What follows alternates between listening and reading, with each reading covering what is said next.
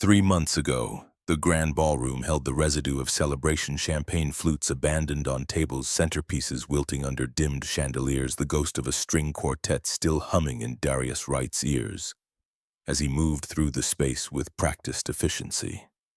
His team had cleared most of the disaster-shattered glass near the bar, lipstick-stained napkins stuffed into flower arrangements, the inevitable carnage of Thornton Capital's 20th anniversary gala.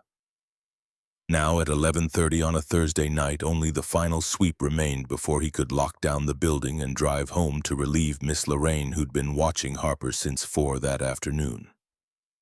The light on the 42nd floor stopped him mid-stride through the lobby. Vivian Thornton never stayed past 10. In 3 years as facilities manager, Darius had learned the rhythms of every executive, every late-night workaholic, every ambitious VP trying to out-hustle their peers. The CEO kept brutal hours, sure, but she maintained ironclad boundaries: in by 6, out by 10, 7 days a week. That light burning at 11:47 felt wrong, the way a fire alarm feels wrong even before you smell smoke. His boots echoed in the marble stairwell elevators shut down at 11 for overnight maintenance. And by the time he reached the executive suite, his instincts were screaming that something had fractured. The receptionist's desk sat dark and empty. The hallway stretched silent. But her office door stood ajar, and through the gap he could see her silhouette against the floor-to-ceiling windows, motionless, staring at the city lights bleeding across the glass. He knocked twice, gentle, before pushing the door wider. She didn't turn. The woman who'd delivered a keynote speech 4 hours earlier about resilience and innovation and the future of American finance sat crumpled in her executive chair. Mascara tracking down both cheeks, a tumbler of amber liquid catching the ambient glow from the skyline. Her phone lay face up on the desk screen, dark, and something about the way she gripped the armrest's knuckles, white shoulders rigid, made Darius forget every protocol about appropriate boundaries between facilities managers and CEOs. "Ms. Thornton, building's closing? Are you—" Her voice came out raw, scraped clean of the polish she wore like armor. "My mother died 2 hours ago. I was giving the keynote speech." The words hit him like a physical blow, and for 3 full seconds Darius couldn't move, couldn't breathe, couldn't do anything except stand in that doorway and remember another hospital, another phone call, another moment when the world cracked open and swallowed everything whole. He thought about walking away, about maintaining professional distance, about every reason why a black facilities manager should not sit down uninvited in a white CEO's office at midnight and offer comfort that wasn't his job to give. Then he thought about Harper, 7 years old, and asking why some kids had 2 parents when she only had 1, and he stepped inside and let the door close behind him. "I'm so sorry. Can I call someone for you?" She finally looked at him. Really looked, and he saw the terror beneath the grief, not just loss, but the yawning recognition that nobody was coming. "There's no one to call." So Darius pulled up the chair visitors used for budget meetings and performance reviews, and he sat and he said nothing, because sometimes silence was the only honest response to catastrophe. Vivian Thornton refilled her glass. Then she poured a second and slid it across the desk toward him, a gesture so unexpected that Darius almost laughed. Instead, he took it, and when she started talking about her mother's slow decline, about the nursing home she'd visited twice in 6 months, about the board meeting that had run long the day her mother's heart finally quit, he listened. He listened the way he'd wanted someone to listen 7 years ago, when Natasha's complications had turned septic, and the doctors had used words like cascading failure and nothing more we can do. "I know what that feels like," he heard himself say. "Being alone." Her eyes sharpened, focusing on him for the first time as a person rather than furniture. "You've lost someone." So he told her. About Natasha, about Harper, about the impossible choice between holding his newborn daughter and saying goodbye to his wife. About the years since the grinding machinery of single parenthood, the constant fear that one mistake would break the fragile ecosystem he'd built. He told her things he'd never told his co-workers, his neighbors, even his own mother, when she called every Sunday to check whether he'd found someone new. Vivian Thornton listened with an intensity that made him feel seen in a way he hadn't experienced since the funeral. One drink became two, became a conversation that stretched past midnight, past one, into that strange territory where exhaustion and grief dissolve the boundaries people construct to survive corporate America. She told him about her father, about the impossible standards that had shaped her, about the company she'd inherited and transformed despite a board that still questioned whether a woman belonged in the corner office. He told her about the scholarship that had lifted him out of South Memphis, about the double consciousness required to navigate spaces where his presence was tolerated but never quite welcomed. At some point, 12:47, according to the mahogany clock on her credenza, they weren't sitting across the desk anymore. They were standing at the window shoulders, almost touching, watching the city breathe below them. And when she turned toward him, vulnerability naked on her face, the kiss that followed felt less like desire and more like two people clinging to proof they were still alive. What happened next occurred in the dim privacy of her office, on the leather sofa where she sometimes napped between meetings, with the kind of desperate tenderness that had nothing to do with attraction and everything to do with mutual recognition of shared wounds. Neither of them spoke afterward.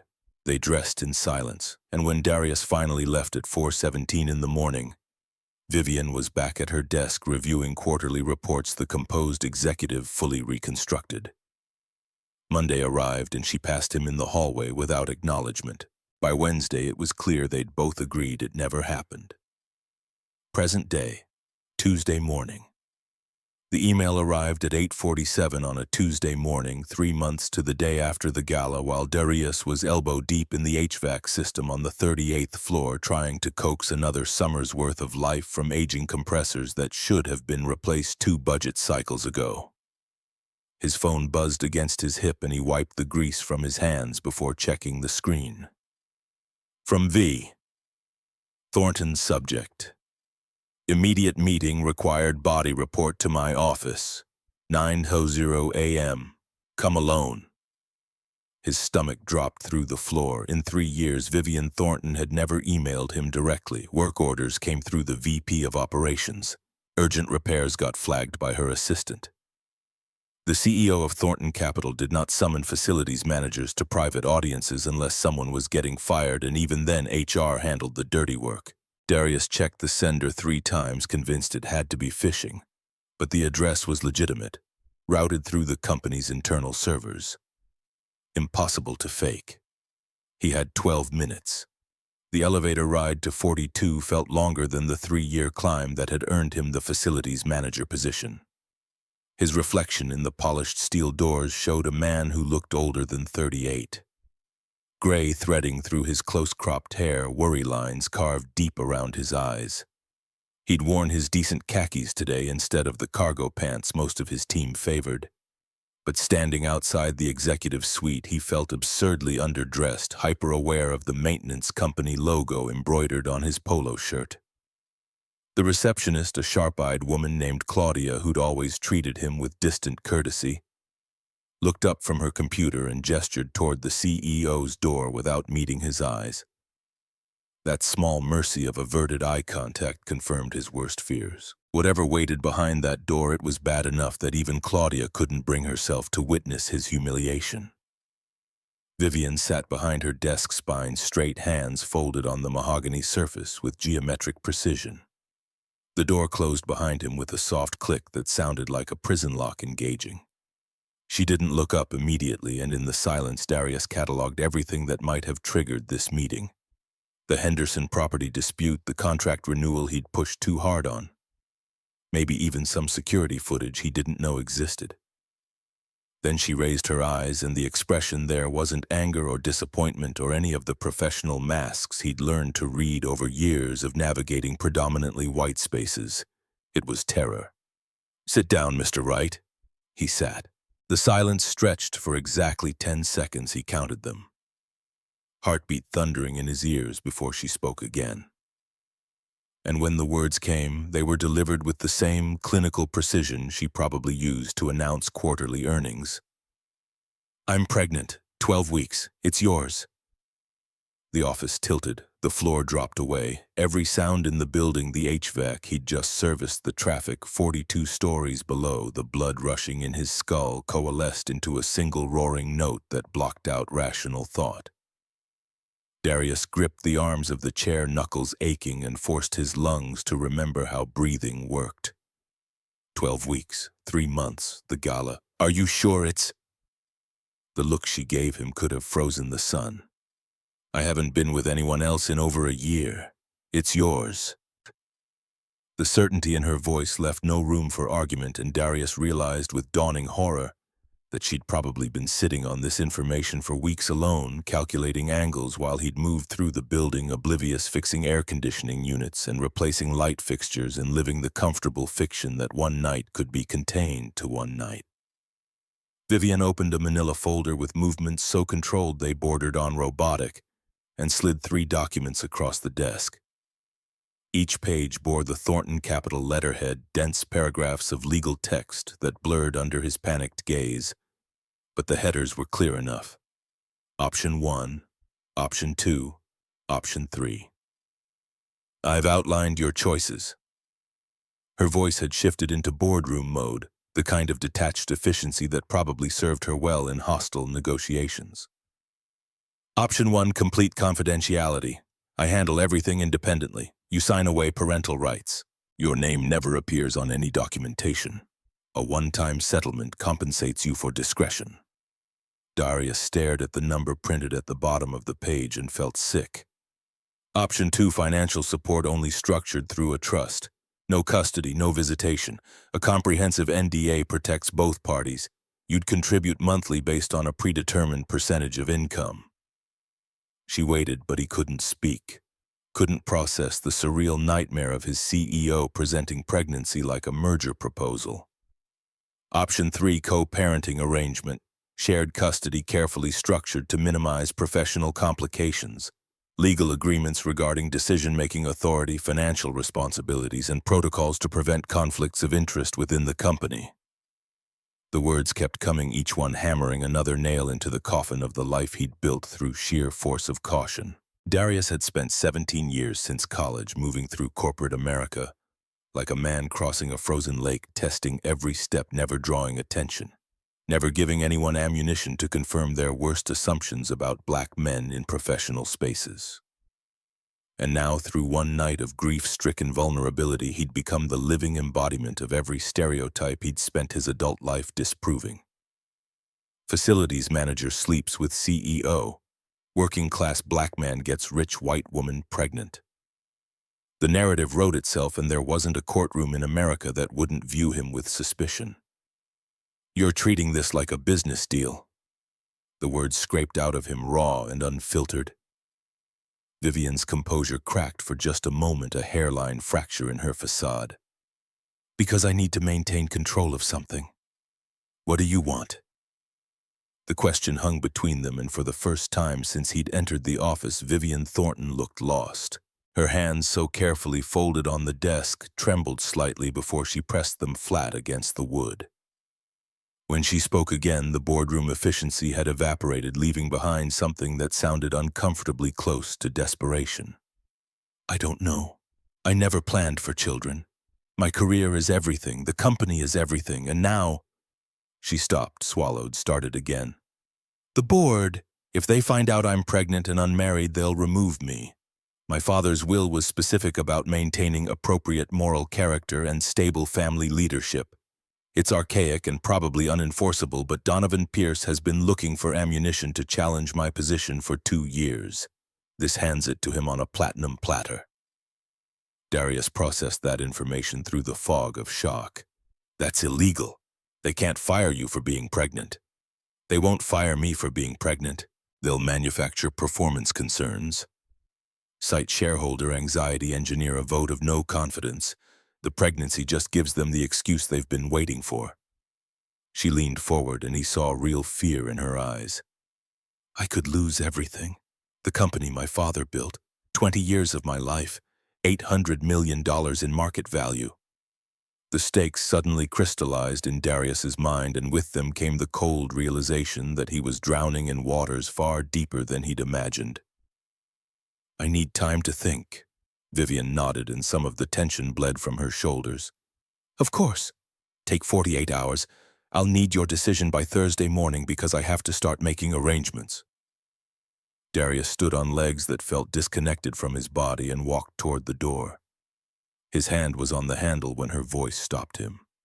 For what it's worth, I'm sorry. I should have been more careful. He turned back and the words that came out surprised him. We were both there. The elevator ride down felt like descending into hell in slow motion. Darius bypassed his office and went straight to the parking garage, climbed into his 10-year-old Honda Accord and sat gripping the steering wheel until his vision cleared enough to drift. Every instinct screamed to call someone, his mother, his brother Marcus from work, but who could he possibly tell? The situation was so spectacularly catastrophic that speaking it aloud might make it real in ways he couldn't take back. The internal monologue that had sustained him through every microaggression, every subtle dismissal, every moment when his competence was questioned simply because his melanin didn't match the company's comfort level, now turned vicious.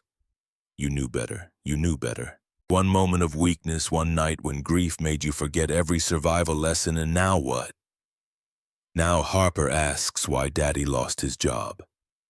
Now you're the walking confirmation of every assumption you spent your life disproving. The drive to Harper's school took 17 minutes, and by the time Darius pulled into the pickup lane, he'd managed to wrestle his expression into something approximating normal. The weight of the secret sat in his chest like a stone pressing against his ribs, making it hard to breathe. But when Harper bounded out of the building, backpack bouncing against her shoulders, face lit up with uncomplicated joy at seeing him. Early Darius felt something shift beneath the panic. That's my child, my blood. The thought arrived with sudden clarity, cutting through the fear and shame and catastrophic professional implications. Vivian Thornton was carrying his son or daughter, and whatever happened next, whatever gossip ignited, whatever careers burned, he couldn't unknow that fundamental truth.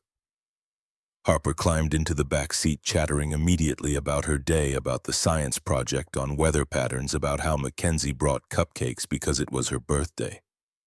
But they were vanilla and Harper preferred chocolate. Darius listened to her voice, so young and certain, and felt the first stirrings of something that wasn't quite panic anymore. Daddy, you're smiling. Did something good happen? He caught her eyes in the rearview mirror, this fierce little person who'd lost her mother before memory could form, who trusted him absolutely to navigate a world that kept trying to prove it had no place for people who looked like them. Maybe pumpkin, maybe something very good. The words surprised him, but they felt true in a way that transcended logic.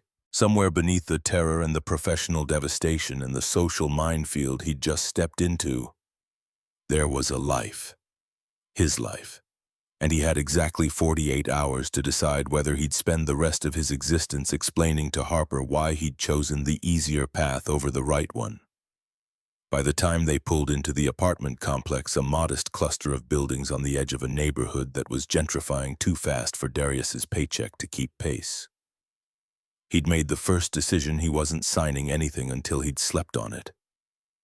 The second decision arrived when Miss Lorraine met them at the door, apron dusted with flour from the cookies she'd been baking with Harper yesterday, and asked with characteristic directness whether everything was all right.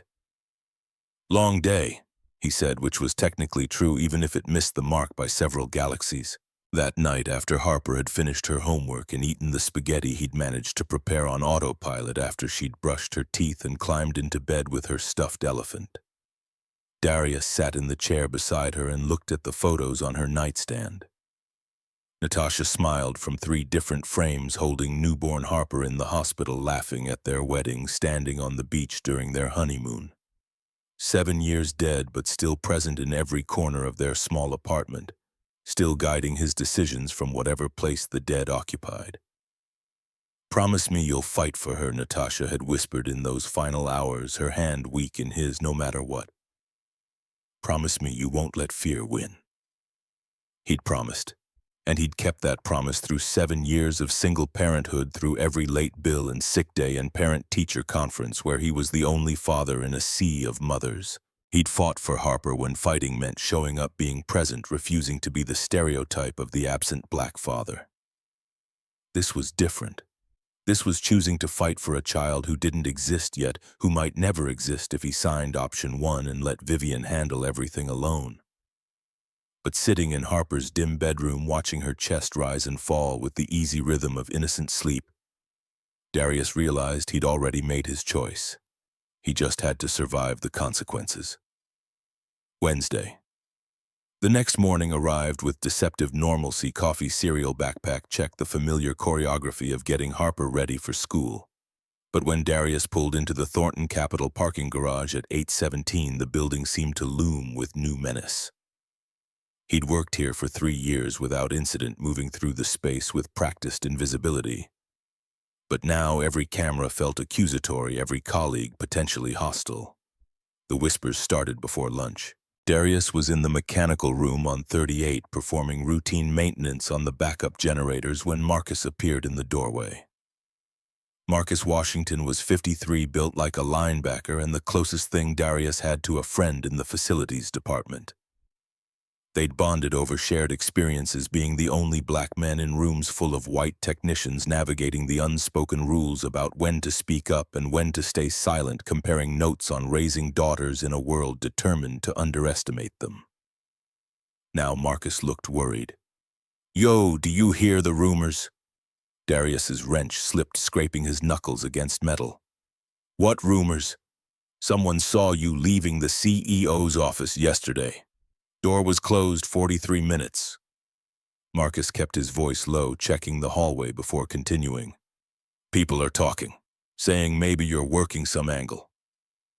The world tilted again, and Darius had to grip the generator housing to stay upright. 43 minutes.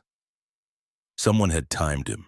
Someone had been watching, calculating, building a narrative before he'd even processed the truth himself. It was work-related. Marcus's expression said he wanted to believe that, but wasn't sure he could. "That's what I told them.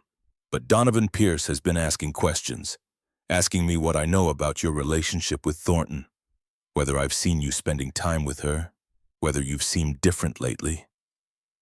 The CFO, already circling, already sensing blood in the water. "There's nothing to know." The lie tasted like ash, but what else could he say? The truth would detonate both their careers. Marcus studied him for a long moment, and Darius saw the calculation happening behind his eyes, the decision about whether to push harder or let it drop. Finally, Marcus nodded, but his voice carried a warning. "Be careful, brother. This place eats people like us for breakfast. Don't give them ammunition." Too late, Darius thought. At 2:30 that afternoon, his phone buzzed with a calendar invitation: meeting with Diana Foster, HR Director. Thursday, 10:20 a.m. Required attendance. Thursday morning, 48 hours. The call came at 6:47 before sunrise, Vivian's number lighting up his phone while Harper still slept. "I need your answer." No preamble, no small talk. Darius appreciated the efficiency even as his stomach twisted. "I'm not signing your options." Silence on the other end, so complete he checked to make sure the call hadn't dropped. Finally, "What does that mean?" "It means whatever you decide about this pregnancy, I'm not disappearing. I'm not pretending it didn't happen. I'm not letting you handle this alone because it's more convenient." "Darius, you don't understand what you're—" His full name in her mouth felt intimate in ways that made his chest tighten. "I understand exactly what I'm risking.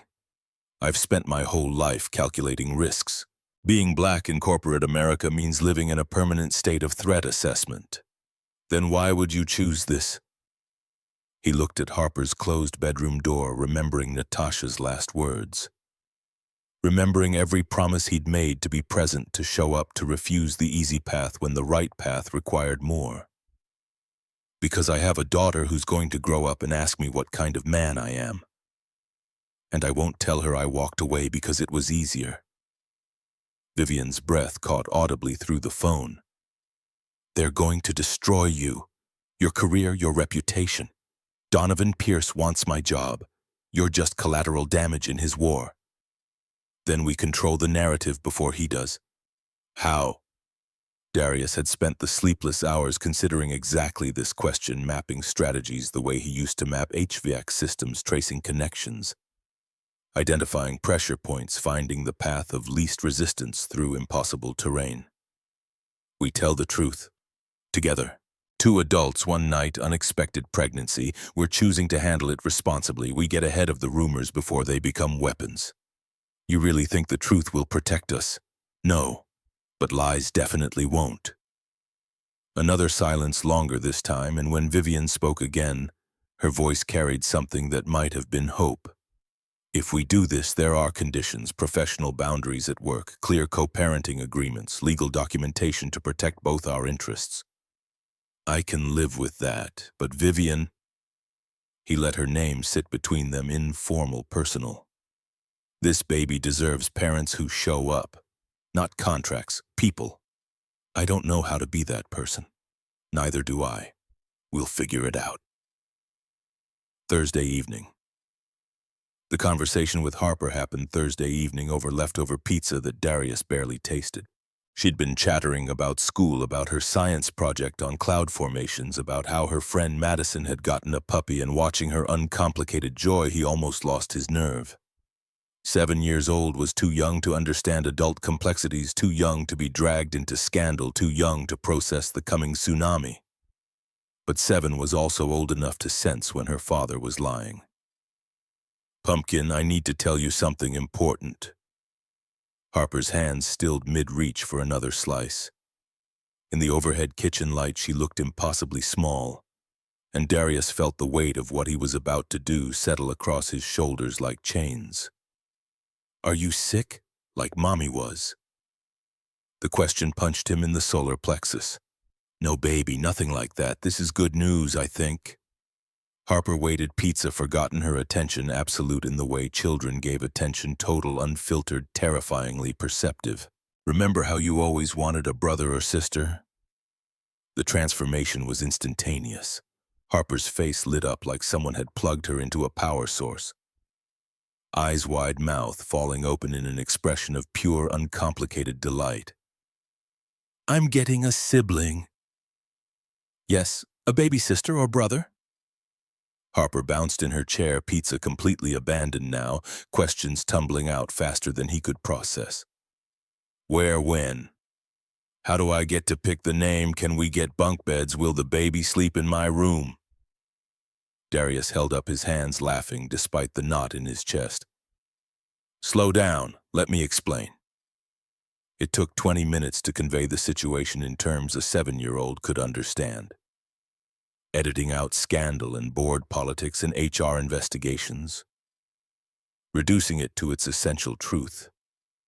There was a lady, she was having a baby, he was the daddy, they would raise the baby together as friends. Harper processed this with the seriousness she brought to math homework, forehead creased, lips pursed. What's her name? Vivian. Is she nice? The question was so direct, so innocent that Darius had to take a moment to formulate an honest answer. I don't know yet, but she's going to need our help. Harper's expression shifted into something older than 7, something that looked uncomfortably like the wisdom Natasha used to carry. Mommy's in heaven, but she'd want you to help people, right? The words hit him like a physical blow, and Darius had to look away, blinking hard against the sudden burn behind his eyes. Yes, baby, she would. Then we should help Vivian and the baby. It was decided with the clear moral simplicity of childhood, no room for doubt or complexity or fear. Harper slid off her chair and hugged him, small arms fierce around his waist, and Darius held her and wondered how he'd gotten so lucky to have this particular human in his life. Can I meet her? Please, Saturday. The first meeting. Saturday morning arrived bright and cold, October asserting itself after a week of unseasonable warmth. They met at Riverside Park, neutral territory, a sprawling green space where children's laughter rose from playground equipment and dogs chased frisbees across open grass. Darius arrived early, Harper vibrating with excitement beside him, both of them scanning the parking lot for Vivian's silver Mercedes. When she finally appeared, stepping out of the car in jeans and a sweater, the first time he'd seen her in anything except business attire, Darius felt something shift in his perception. Without the armor of designer suits and executive presence, Vivian looked younger, more vulnerable, and absolutely terrified. She approached slowly, hands shoved deep in her pockets, and when Harper suddenly bolted toward her, Vivian actually flinched. "Hi, I'm Harper. You're having my baby sister." Vivian's smile was a fragile thing, uncertain at the edges. "Hello? Yes, I am." Awkward silence descended, adults frozen while the child looked between them expectantly. Finally, Harper grabbed Vivian's hand with the casual confidence of someone who'd never learned to fear rejection. "Come on, I'll teach you how to swing." Darius watched Vivian get dragged toward the playground, her expression cycling through panic and confusion before landing somewhere near bemused surrender. Harper installed her on a swing set, demonstrating proper technique with the gravity of a seasoned professional. And within minutes, both of them were airborne. Harper's laughter mixing with Vivian's surprised giggles. The sound of Vivian laughing was revelation. Darius had worked in the same building as this woman for 3 years, had seen her negotiate million-dollar deals and eviscerate unprepared executives, but he'd never heard her laugh with anything approaching genuine joy.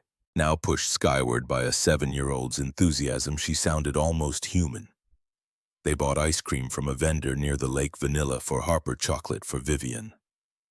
Nothing for Darius because his stomach was still too knotted with anxiety to process food. Harper sat between them on a weathered bench, swinging her legs, monopolizing the conversation with stories about school and friends and the elaborate fantasy world she'd constructed involving dragons and astronauts.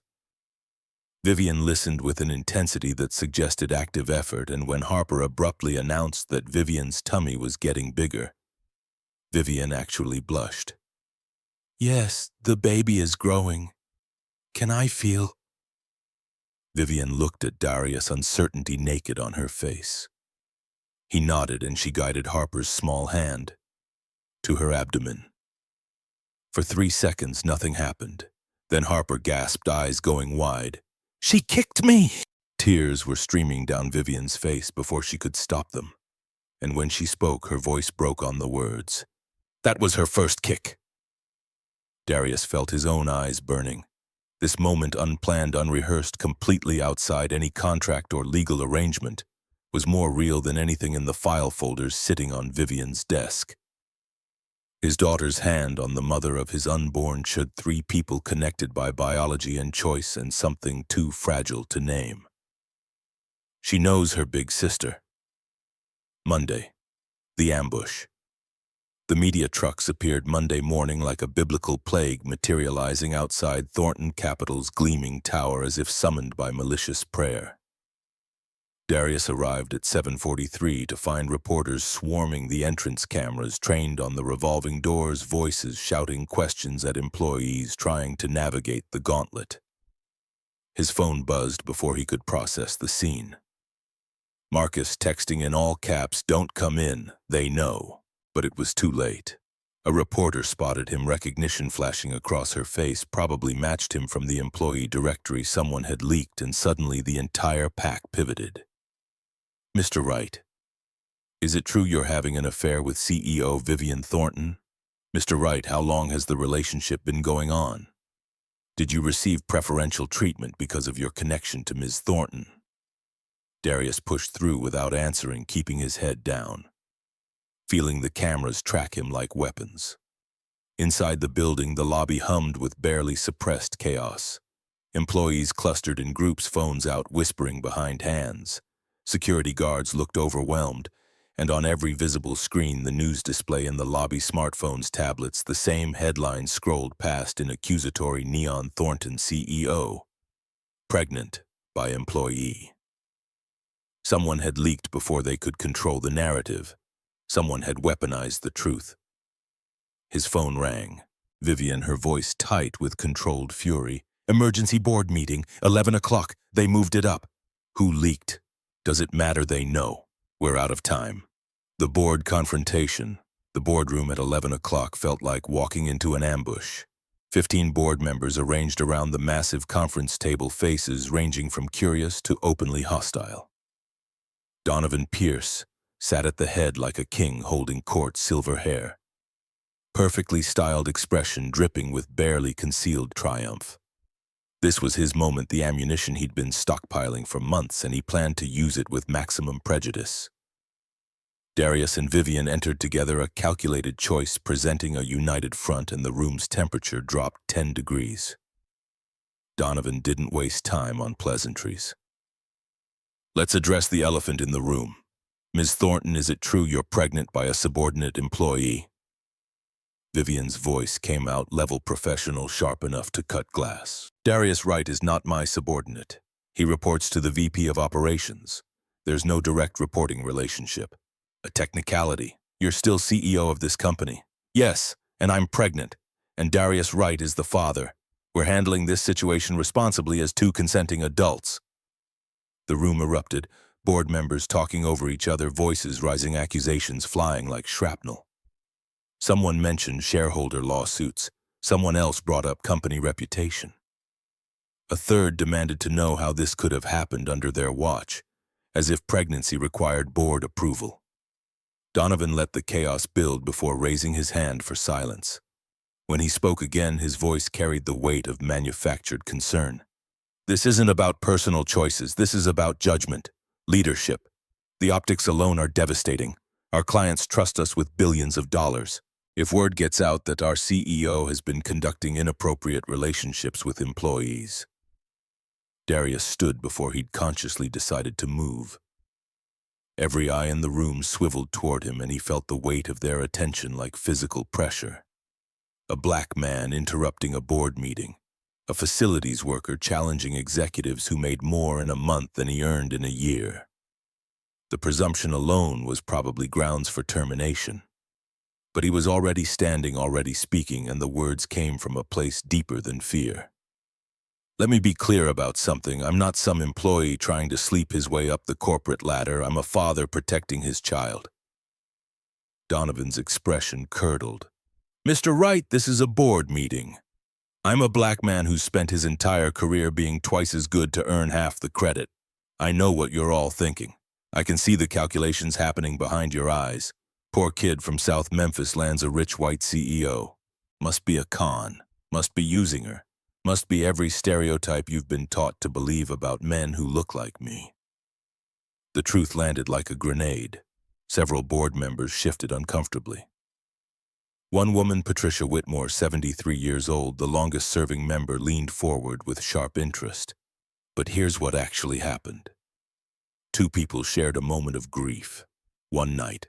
No conspiracy, no manipulation, no master plan, just two humans being human, and now there's a child coming into this world. My child and I refuse to pretend otherwise just because it makes your quarterly reports more comfortable." His voice was shaking now, but he pushed through. "Vivian is carrying my baby. We're going to raise this child together. If the board has a problem with that, then the board has a problem with the reality of modern families. With honesty, with two people choosing responsibility over convenience." Patricia Whitmore's voice cut through the silence that followed. "Young man, what exactly are your intentions?" The question was blunt, old-fashioned, the kind of interrogation that belonged in a different century. But her eyes held something that looked like respect, and Darius met her gaze directly. "To be present, to be honest, to be a father, and to support Vivian in continuing to run this company better than anyone else could. That's quite a statement. It's the truth."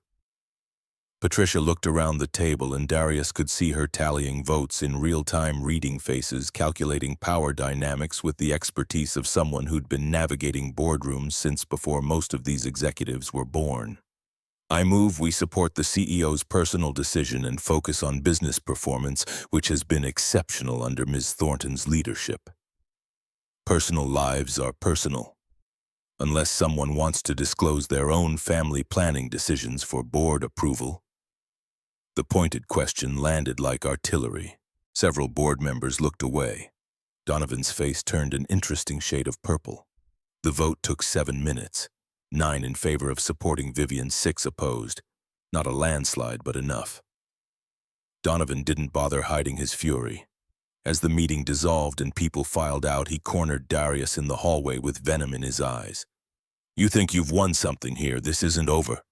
I'll find everything, every mistake, every shortcut, every reason you don't belong in this building, and when I'm done, you'll wish you'd taken the settlement and disappeared. The threat was clear. The war had just begun. The HR office occupied a corner of the 37th floor, all glass walls and ergonomic furniture designed to project transparency while conducting the opposite. Diana Foster sat behind her desk at exactly 10 o'clock Wednesday morning, a file folder positioned at precise right angles to her keyboard. Her expression calibrated to convey concern without compassion. 2 chairs faced her desk. Only one was occupied. Darius had arrived 12 minutes early and spent the interval in the bathroom down the hall staring at his reflection and rehearsing answers to questions he couldn't predict. The face looking back seemed older than yesterday, exhaustion carving deeper lines around his eyes, but his shirt was pressed and his posture straight. Whatever happened in this room, he wouldn't give Diana Foster the satisfaction of seeing him break. "Mr. Wright, thank you for making time." Diana's smile didn't reach her eyes. "This is a routine check-in regarding your recent interactions with Ms. Thornton." Nothing about this was routine, and they both knew it. She opened the folder with deliberate slowness, revealing printouts Darius recognized as calendar data. His schedule laid bare, every meeting cataloged, timestamps and duration highlighted in yellow. "You've had 4 private meetings with the CEO in the past 3 months. 3 were brief, under 15 minutes, but Monday's meeting lasted 43 minutes with the door closed." The precision of her surveillance made his skin crawl. Someone had been tracking him, building a case, waiting for the moment when his careful invisibility shattered. Ms. Thornton had questions about security upgrades, building-wide assessment of access points, camera coverage, emergency protocols. Diana's eyebrow lifted a fraction of an inch. For 43 minutes. It's a large building. Comprehensive security takes time. She let the silence stretch, a technique Darius recognized from every interrogation scene he'd ever watched. Make them uncomfortable. Let them fill the void with incriminating details. He kept his mouth shut and maintained eye contact, refusing to give her ammunition. Finally, Diana produced a second document, this one a printout of the company's fraternization policy. Key sections were highlighted in aggressive pink. "You're aware that Thornton Capital prohibits romantic relationships between employees where a power imbalance exists." "I'm aware. And you understand that violations result in immediate termination for both parties." "I understand the policy." Diana leaned forward and her voice dropped into a register that aimed for confidential concern, but landed closer to threat. "Mr. Wright, I want to help you. If something has happened that you need to disclose, now is the time. We can discuss transfer options, severance packages, ways to minimize damage to your career." The offer hung in the air like poisoned honey. Darius could see the trap clearly: admit to something, get fired, quietly disappear before the scandal metastasized. They'd probably pay him to sign an NDA, erase him from the company's history, pretend he'd never existed. The fact that Diana was extending this olive branch meant someone powerful wanted him gone. "There's nothing to disclose. My meetings with Ms. Thornton have been professional. My work performance is exemplary. If the company has concerns about my conduct, I'm happy to address them with specifics rather than speculation." Diana's expression hardened.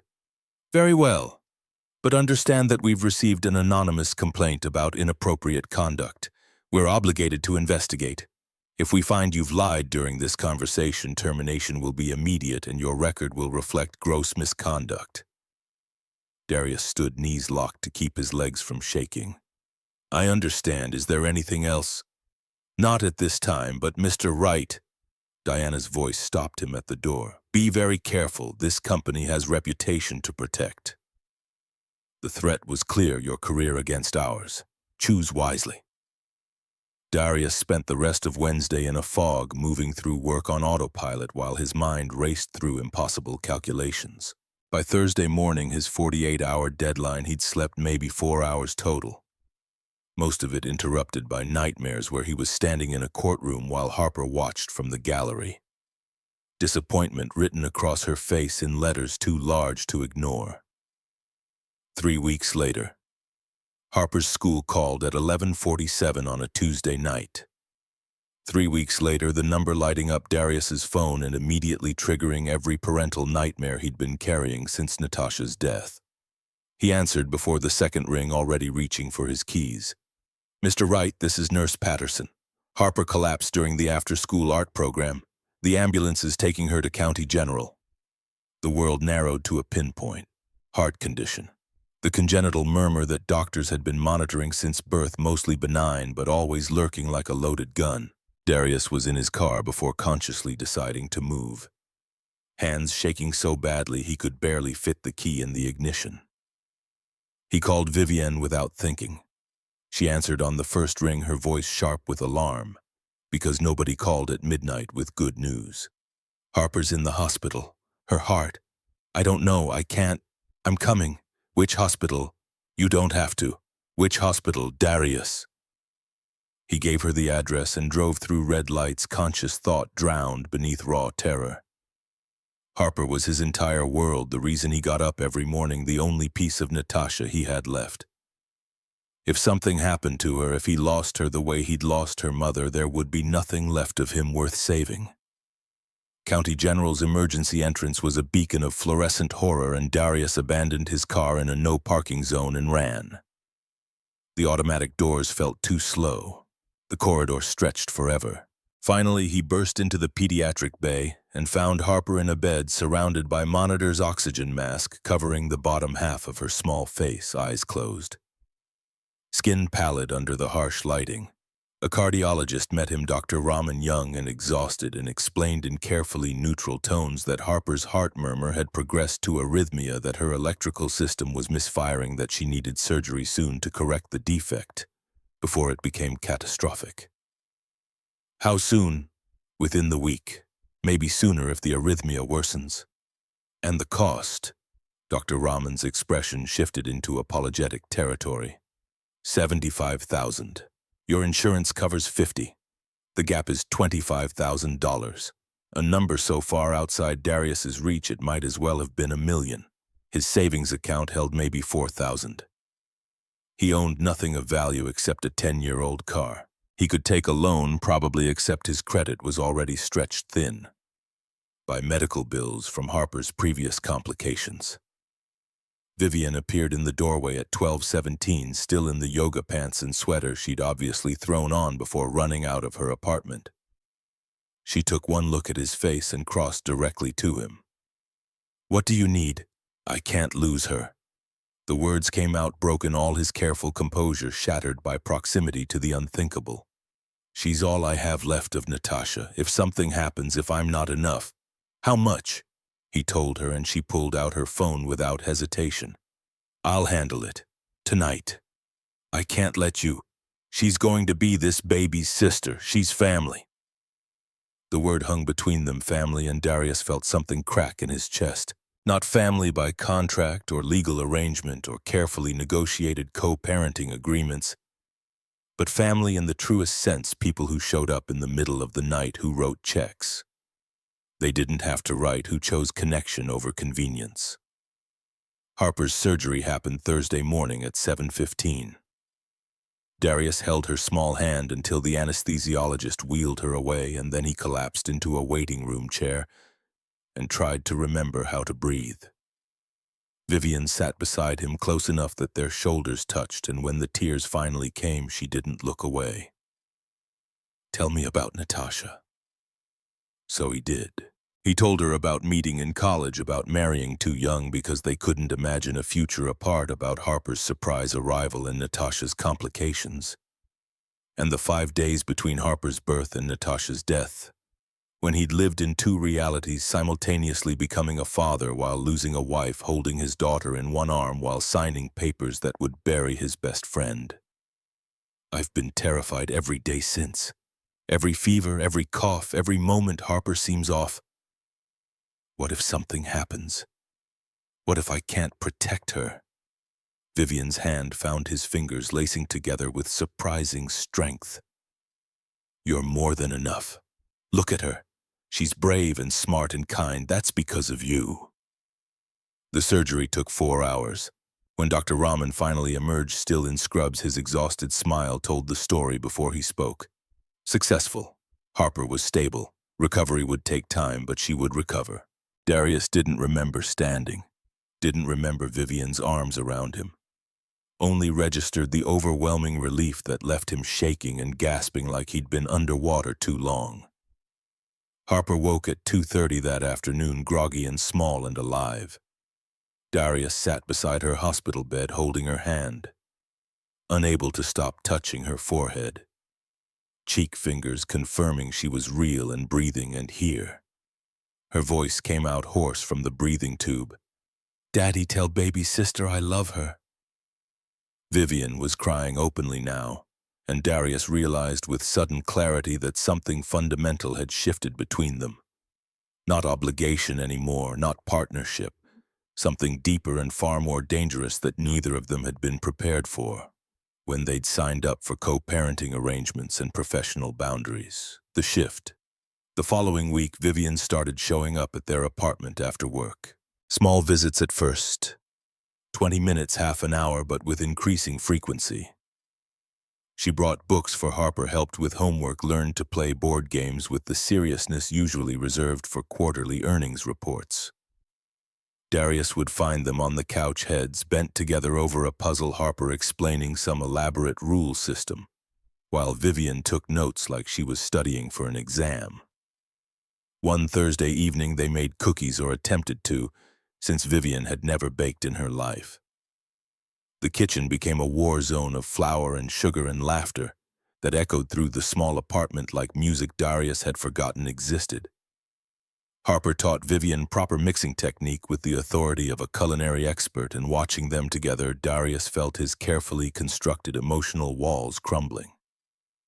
After Harper fell asleep, Vivian lingered on the couch, reviewing work emails with decreasing focus. Finally, she looked up, catching his eyes across the coffee table. "I don't have to keep coming. If this is too much." "It's not too much. It's nice." She studied him with an intensity that made his skin tingle. "I like being here. Is that strange?" "No, it's human." The moment stretched, charged with possibility, and when he leaned forward, she met him halfway. The kiss was soft, tentative, nothing like the desperate collision of the gala night. This was choice, not circumstance, and it terrified him more than anything that had come before. Vivian pulled back first, eyes wide. "We can't. This is an arrangement." "Right, arrangement." But the word tasted like a lie. The evidence week 6 arrived with Darius doing late-night facility checks, part of his normal routine, but now weighted with extra caution.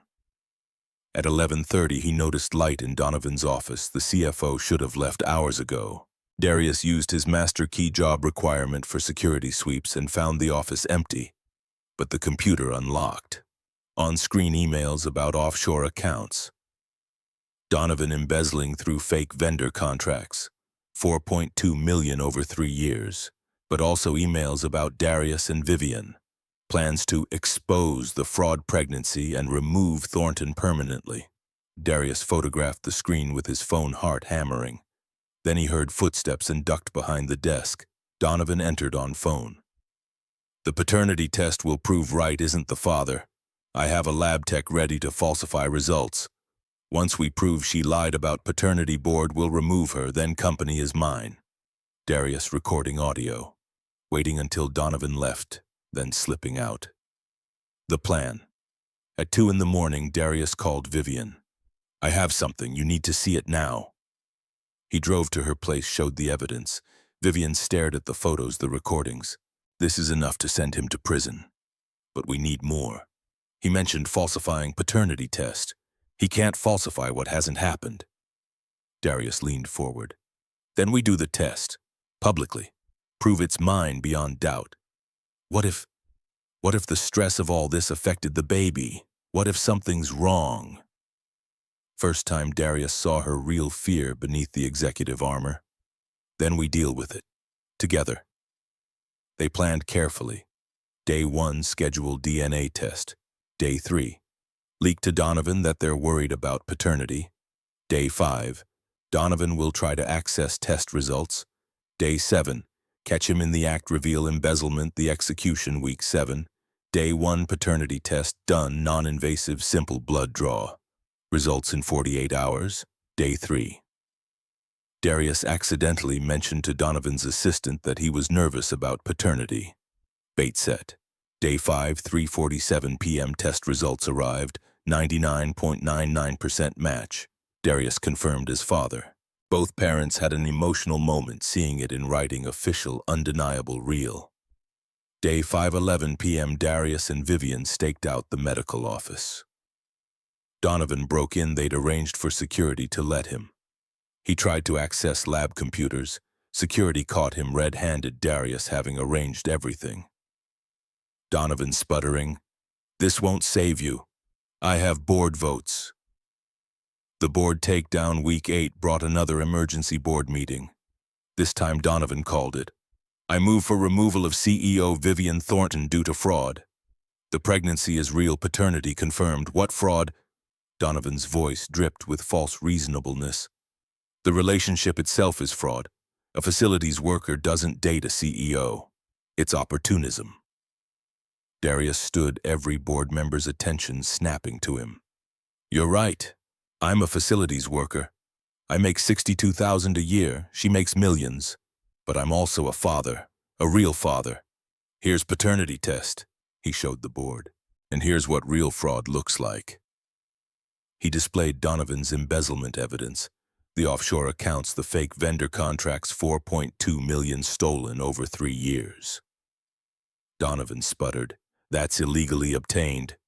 I was doing my job as facilities manager. Your door was open, computer visible, all legal." Patricia Whitmore's voice cut through. "Donovan Pierce, you're terminated. Police will be notified, and Darius Wright." She turned to him. "You've shown more integrity in 8 weeks than most show in a career." Board vote. Vivian stays CEO. Donovan prosecuted. Victory, but hollow. The war had taken its toll. The aftermath. Week 9 brought media frenzy about Donovan's arrest, bigger scandal than the pregnancy. Darius and Vivian were vindicated in public opinion. But something had changed between them. Not just partnership anymore. Darius realized he was in love. Vivian realized she was in love. Neither said it. Marcus made a joke at lunch. "Man, when's she moving in? You two are basically married already." The question lodged in Darius's brain and wouldn't leave. Week 10 arrived with Vivian at 24 weeks, her pregnancy now impossible to hide beneath structured blazers and strategic scarves. The board had settled into uneasy acceptance. Shareholders had moved on to other scandals, and the media storm had reduced to occasional gossip column mentions. But the question hovering between Darius and Vivian remained unresolved, growing heavier with each shared dinner and goodnight kiss that stopped just short of becoming something more. They were sitting on his couch after Harper had gone to bed, Vivian reviewing quarterly projections while Darius pretended to watch a basketball game he couldn't follow. Finally, he muted the television and turned toward her. "What are we doing, really?" Vivian's fingers stilled on her laptop keyboard. "Co-parenting. Is that all?" The silence stretched long enough that he regretted asking. Then she closed the laptop with careful precision and met his eyes, vulnerability written across her face in ways the boardroom would never see. "I don't know how to do more than this." Darius moved closer, close enough to feel the warmth radiating from her skin. "Neither do I. But Harper asked me yesterday when you're moving in with us, and I didn't have an answer. You want me to move in? I want us to stop pretending this is just an arrangement. I want us to be a family." He placed his hand on her stomach, feeling the subtle swell where their daughter was growing. "If you're ready." Vivian covered his hand with hers, and her voice came out small, stripped of executive confidence. "I'm terrified. So am I. What if I'm terrible at this? What if Harper realizes I'm not—" "Stop!" Darius cupped her face, forcing her to look at him. "Harper already loves you. She lights up when you walk in. She asks about you constantly. You're not failing, you're learning. We all are. Vivian leaned into his touch, eyes closing. My mother gave up everything for family and died bitter. I swore I'd never need someone the way she needed my father. But now you're choosing something different. You're building something that's yours on your terms. That's not weakness, that's courage. The kiss that followed felt like a promise neither of them had been brave enough to make until now. The house. By week 12, they'd outgrown the fiction of separate homes.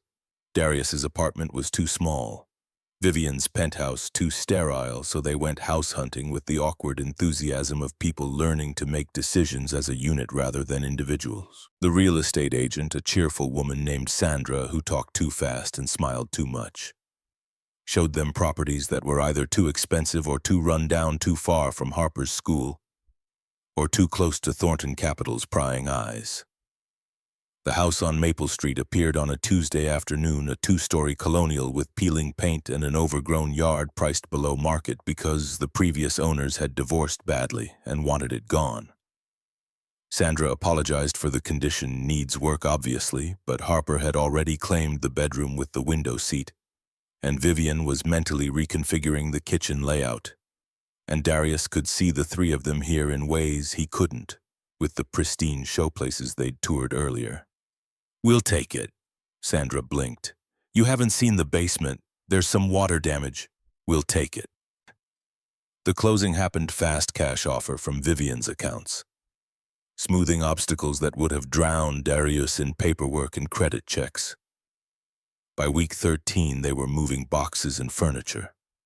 Harper directing traffic with the authority of a general commanding troops, Vivian looking simultaneously overwhelmed and delighted by the chaos of domestic upheaval.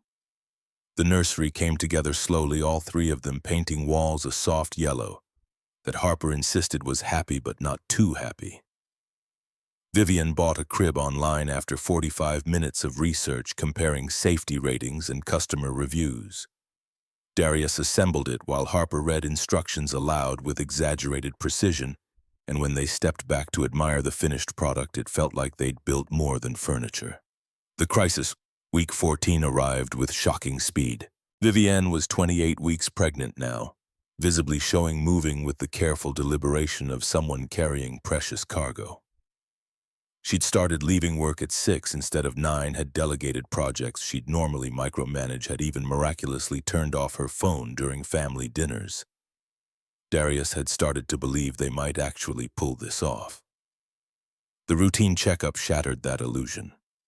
Dr. Sarah Mitchell, Vivian's obstetrician, a no-nonsense woman in her 50s, frowned at the blood pressure reading and rechecked it twice.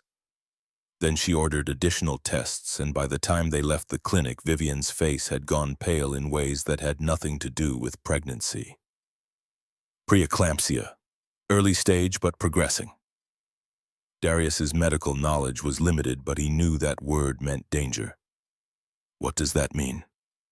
Dr. Mitchell's expression was carefully neutral, the kind doctors wore when delivering bad news they'd rehearsed too many times. Bed rest. Complete immediately, no work, minimal stress, close monitoring. If the condition worsens, we may need to induce early. Vivian's voice came out tight. I can't. I have the board meeting next week. Investor calls the merger proposal. Ms. Thornton, your blood pressure is dangerously elevated. Your liver enzymes are climbing. We're talking about your health and your baby's survival.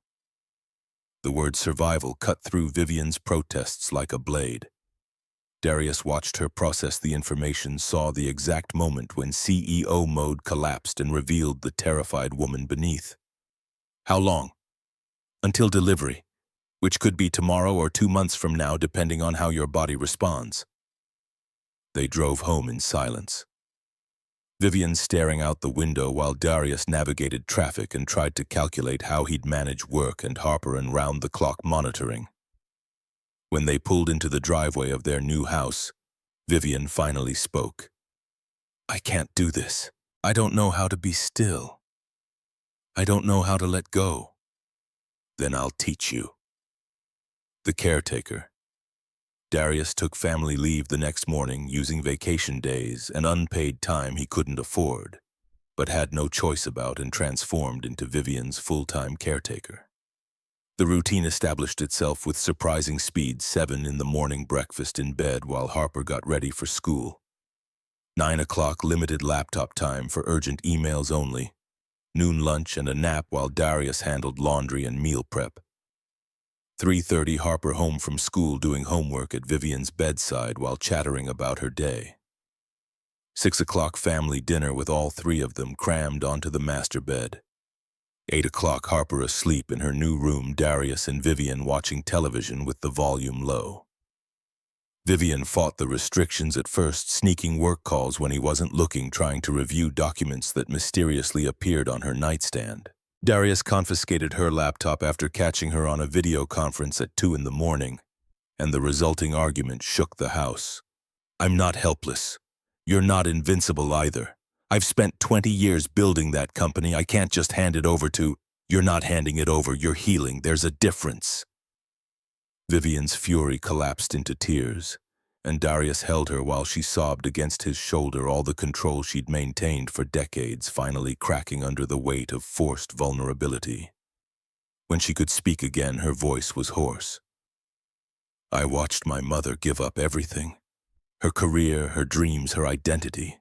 She poured herself into my father and his company, and when he died, she had nothing left. She died alone in a nursing home while I was proving I wasn't her. You're not her, and I'm not your father. How do you know? Because I'm here, right now, choosing you over everything else. That's not taking, that's giving." By week 16, Vivian had stopped fighting the bed rest and started accepting it. She read novels, something Darius learned she hadn't done since college. She listened to music. She talked to the baby hand on her stomach, telling stories about the family she was building and the sister who was waiting to meet her. Harper climbed into bed beside her every afternoon, and they'd watch nature documentaries or work on craft projects, creating a connection that transcended biology. The proposal. Late one night when Harper was asleep and the house had settled into its evening quiet, Darius brought Vivian chamomile tea and found her crying silently in the dark. "What's wrong? Is it the baby? Why are you doing this?" The question caught him off guard. "Because I love you." He'd said it before, implied it constantly, but this was different, clear and direct and unambiguous. Vivian stared at him like he'd spoken a foreign language. "How can you?" "I'm broken. I don't know how to need people. I don't know how to be soft or vulnerable or any of the things good partners are supposed to." Darius set down the tea and climbed onto the bed beside her, close enough that their faces nearly touched. "You're not broken. You're human. And you know what? You're already soft. With Harper. With this baby. You're learning to need people, and it's terrifying, but you're doing it anyway." "What if I disappoint you?" "You probably will. And I'll disappoint you. That's marriage." Vivian's breath caught. "We're not married." "Not yet." He pulled the ring from his pocket, had been carrying it for 3 days, waiting for the right moment that kept not arriving. Simple white gold, nothing ostentatious, but engraved on the inside with coordinates, the latitude and longitude of the spot where they'd first kissed at the gala. "Vivian Thornton. I'm not asking because of the baby. I'm asking because when Harper was in surgery, you were there. When I needed someone to believe in us, you stood beside me. When the whole world was waiting for us to fail, you chose to try." His voice cracked, but he pushed through. "You're my partner, my equal, the person I want to build a life with, messy and complicated and real. Will you marry me?" Vivian was crying harder now, makeup streaming, all traces of executive polish dissolved. "I'll probably work too much. I know. I'll struggle with emotions. I'll shut down when I'm scared. I know. I might not be a good mother. You're already a great mother, you just don't see it yet." She pulled him close, kissing him with an intensity that tasted like salt and hope. "Yes. God help us both, yes." The emergency. The crash came at 3:17 on a Thursday morning, week 18, 23 days after the proposal. Darius woke to Vivian's gasp, then wetness spreading across the sheets, then her voice rising in panic. "Something's wrong. Darius, something's wrong." He was on the phone with 911 before his brain fully engaged, pulling on clothes with one hand, while barking address and situation to the dispatcher. Harper appeared in the doorway, rubbing sleep from her eyes, and Darius had exactly 4 seconds to decide whether to bring her or wake Miss Lorraine next door. "Stay with Miss Lorraine. I'll call you as soon as I know anything." The ambulance arrived at 3:28. By 3:45, they were at County General. Vivian rushed into labor and delivery while Darius filled out paperwork with shaking hands. 8 weeks early. 32 weeks. The baby was viable but small, and every minute she stayed inside increased her chances. Dr. Mitchell appeared at 4:30, scrubs on, expression grim. "Contractions are rapid. The baby's in distress. We need to do an emergency C-section." "Is she? Will they?" "We're doing everything we can." They wheeled Vivian toward surgery and Darius grabbed her hand, walking alongside the gurney until a nurse physically stopped him at the operating room doors. "I'm here. I'm not going anywhere."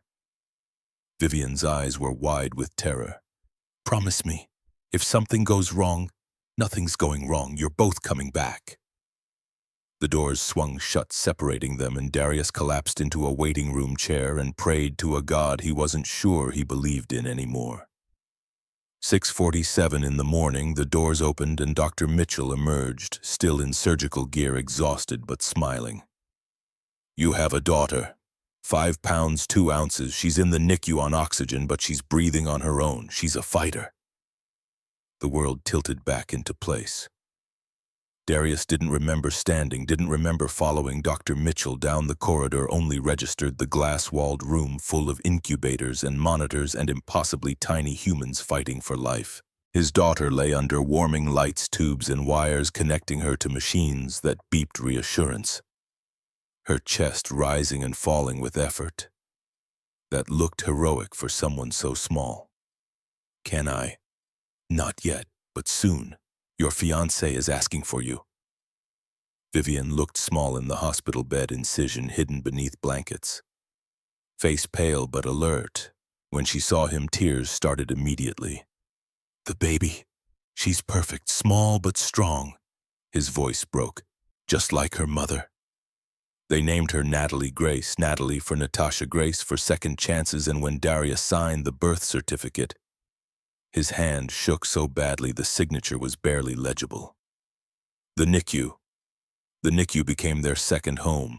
Both parents visited daily, sometimes together, sometimes in shifts coordinated around Harper's school schedule and work obligations Darius could no longer avoid. Harper pressed her face against the incubator glass, talking to her sister in whispers about all the things they'd do together once Natalie came home. "Hi, baby Natalie. I'm your big sister Harper. You have to get strong so we can play. I'll teach you everything: how to read, how to ride a bike, how to be brave like Mama Vivian." The casual use of Mama made Vivian cry every single time.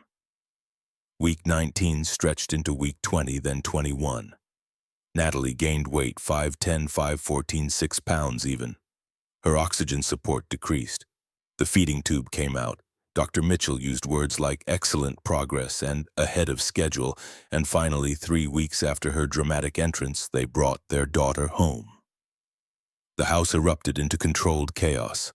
Harper appointed herself head of baby supervision, reporting every sound Natalie made with scientific precision. Vivian Googled everything: sleeping positions, diaper rash treatments, optimal room temperature, and made color-coded schedules that lasted approximately 6 hours before reality intervened. Darius managed the middle-of-the-night feedings, walking the floor with Natalie while singing off-key lullabies Natasha used to love. They were exhausted and overwhelmed and functioning on caffeine and determination. And it was the happiest Darius had been in 7 years. The wedding. 6 months after Natalie's birth, they drove to City Hall on a Tuesday afternoon. Small ceremony, immediate family only. Harper in a purple dress she'd picked herself, Natalie in a white onesie that was technically her fanciest outfit, Marcus serving as best man, Miss Lorraine crying happy tears. Patricia Whitmore had gotten ordained online specifically for this occasion, and she conducted the ceremony with the same no-nonsense efficiency she brought to board meetings. The vows were simple. Darius promised to choose Vivian every day, even when it was hard, especially when it was hard. Vivian promised to let him in, to ask for help, to be brave enough to love and be loved. When Patricia pronounced them married and Darius kissed his wife for the first time as husband, rather than fiancé, Harper shouted, "Finally!" loud enough that nearby city employees looked up from their desks. The reception happened at their house, pizza and beer and a grocery store cake that Harper insisted on decorating herself with alarming quantities of sprinkles. Marcus made a toast about watching Darius transform from scared new father to confident family man. Miss Lorraine told embarrassing stories about Harper's toddler years. Patricia Whitmore surprised everyone by singing karaoke, her voice surprisingly strong on Aretha Franklin. Late in the evening, when guests had departed and Harper had fallen asleep on the couch with Natalie dozing in her arms, Darius found Vivian on the back porch staring at stars barely visible through light pollution. "Regretting it already?" She smiled without looking at him. "Thinking about my mother, wondering what she'd say if she could see this." "What do you think she'd say? That I finally figured out what she never could, that choosing family doesn't mean losing yourself. It means finding something bigger than yourself." Darius wrapped his arms around her from behind, and they stood together watching the suburban night sky. Not perfect, not easy, but real in ways that mattered more than quarterly reports or shareholder value or any of the metrics Vivian had spent 20 years chasing. 1-year anniversary, 1 year after the gala, Darius arranged for Miss Lorraine to watch both girls and drove Vivian back to Thornton Capital late on a Thursday night. The building looked different than he remembered, or maybe he looked different seeing it now as a married man rather than a terrified facilities manager trying to outrun scandal. Security recognized them. News of their wedding had circulated through the company with predictable speed and waved them through without question. They rode the elevator to 42 in comfortable silence, and when the doors opened onto the executive suite, Vivian hesitated. "Why are we here?" "Because this is where it started." They walked to her office unchanged except for new photos on her desk, Harper, Natalie, all four of them together. Darius led her to the window where they'd first kissed, where grief and loneliness had briefly dissolved the boundaries between CEO and facilities manager. "1 year ago, I knocked on your door because I saw a light that shouldn't have been on. You told me your mother had died. I told you about losing Natasha. And somewhere in that conversation, we stopped being strangers." Vivian's voice was thick with emotion. "Worst night of my life. Best night of mine." "How can you say that?" Darius turned her to face him, hands gentle on her shoulders. "Because it gave me you. Gave Harper a mother, gave Natalie life. Gave me a family I didn't think I deserved. You were terrified. I was. I'm still terrified most days, but you know what I learned? Being scared doesn't mean you're doing it wrong. Sometimes being scared means you're doing something that matters." Vivian kissed him, and through the window behind them the city lights flickered like promises. They'd come so far from that night of shared grief and desperate connection. They'd survived scandal and surgery and bed rest and premature labor. They'd built something that shouldn't have worked, couldn't have worked by every logical metric, and made it real through sheer stubborn refusal to quit. "Thank you," Vivian whispered, "for not running, for choosing the hard thing.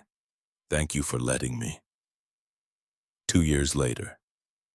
2 years after the gala, Darius received a text from Marcus while making Sunday morning pancakes. Harper was teaching Natalie to stack blocks well. Harper was stacking while Natalie destroyed the towers with gleeful efficiency. And Vivian was reviewing work emails at the kitchen table with one eye on the girls. From Marcus, turn on Channel 7, now. The local news showed footage of Donovan Pierce in handcuffs being led from a courthouse, while reporters shouted questions. The banner scrolling across the bottom read, "Former Thornton CFO sentenced to 18 years for embezzlement." Harper looked up from her blocks. "That's the bad man, the one who tried to hurt you and Mama." Yeah, Pumpkin, but he can't hurt anyone anymore. Natalie, 18 months old and fearless, pulled herself up on the coffee table and pointed at the television with a chubby finger. Bad. They all laughed, and Darius felt something release in his chest, some final knot of anxiety he'd been carrying since the day Vivian had first told him she was pregnant. Justice had been slow but thorough. Donovan's embezzlement had unraveled spectacularly once investigators started pulling threads revealing offshore accounts and falsified contracts in a web of corruption that had been operating for years. Vivian closed her laptop and joined them on the floor, pulling Natalie into her lap. Harper immediately claimed her other side, and they sat there together, a family that defied every stereotype and conventional wisdom, watching their daughters play. You know what the best part is? Darius settled beside them, completing the circle. What? This is real, all of it. No pretending, no arrangements, no contracts, just us choosing each other every single day. Vivian leaned her head against his shoulder, and her voice carried wonder. Best decision I ever made. Opening that door, saying yes to you. The park. Later that afternoon, they took the girls to the park where they'd first met as a family. Harper pushed Natalie on the baby swings while Darius and Vivian sat on their favorite bench, watching autumn leaves spiral down around them. A stranger walked past, an elderly woman with kind eyes, and paused to smile. Beautiful family you have. Thank you, Vivian replied, and the simple phrase carried more truth than any board presentation or quarterly report ever had. Darius looked at his daughters, his wife, the life they'd built from impossible circumstances and stubborn hope. 7 years ago, he'd stood in a hospital room and promised Natasha he'd fight for Harper no matter what. He'd kept that promise, and in keeping it, he'd found something he hadn't been looking for: a second chance at love, at family, at believing the world could be more generous than his worst fears suggested. Harper called from the swings. Something about Natalie's first words, or maybe her first solo slide attempt, and they both stood to investigate. As they walked across the grass, Vivian's hand found his fingers lacing together with the easy familiarity of two people who'd chosen each other repeatedly despite every reason to walk away. The future stretched ahead, uncertain and bright, full of school plays and board meetings and midnight feedings and negotiations about bedtime. Not perfect, never perfect, but real in ways that mattered more than perfection ever could. Behind them, the bench where they'd shared first ice cream as a family bore a small plaque Darius had installed last month without telling anyone: for Natasha, who taught me that fear doesn't have to win.